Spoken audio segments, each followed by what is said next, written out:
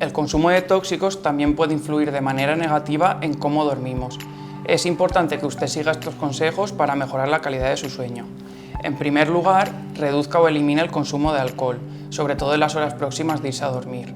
Reduzca también el consumo de tabaco y de otras sustancias estimulantes como pueden ser el café, el té o el chocolate.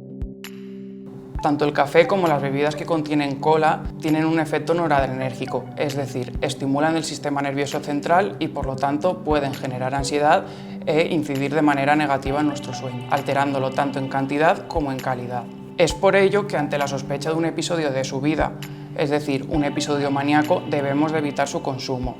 En los momentos en los que la enfermedad está estable, es decir, lo que llamamos eutimia, podemos tomar como máximo 2 bebidas de cola al día o 2 cafés, siempre teniendo en cuenta que su efecto dura 8 horas, por lo que no deberíamos de tomarlas las 8 horas antes de irnos a dormir para poder respetar el sueño.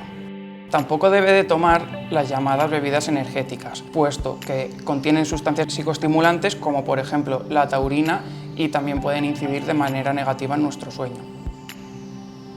Además, el consumo de tóxicos se desaconseja porque pueden interaccionar con el tratamiento farmacológico que estemos tomando y también pueden interaccionar con los mecanismos que regulan el estado de ánimo. No tiene sentido que usted, por un lado, esté tomando medicación para regular el ánimo o medicación hipnótica y que, por otro lado, esté tomando tóxicos que contrarresten el efecto de los fármacos.